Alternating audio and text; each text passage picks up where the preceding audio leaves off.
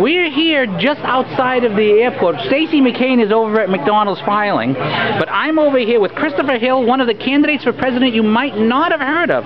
Chris, thanks for giving me a few minutes of your time. Thanks for spending some time with me today. Now, you were talking about the time you spent in New Hampshire campaigning for president and the reaction of the average voter. What kind of reaction have you been getting? Everywhere that I've gone to talk, people say the same thing. They say they're tired of politicians who say one thing and do something different when they get to Washington, D.C. So I'm not a politician. I'm an airline captain. I'm a veteran from Desert Storm with 50 combat missions flying F-15 fighters 20 years ago.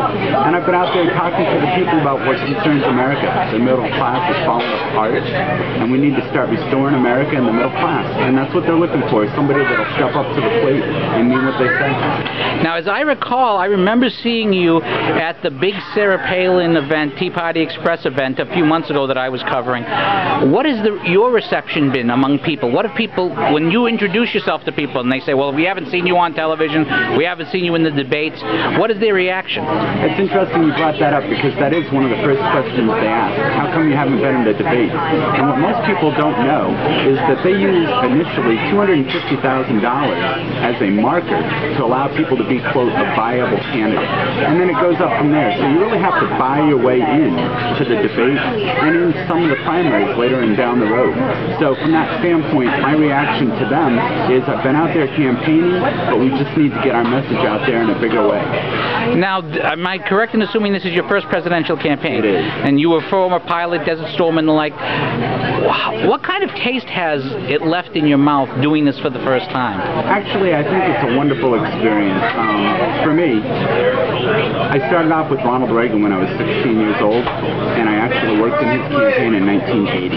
And from that standpoint, I never really assumed I would do something like this. But if people in Washington, D.C., politicians, would have done their job, the rest of us wouldn't have to step up and make this effort.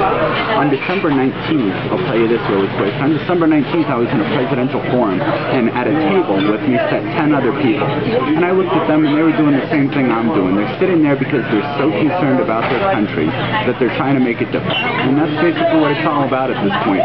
We'll make a mistake in this country if we go again with another round of politicians that are basically forced down the American people's throats.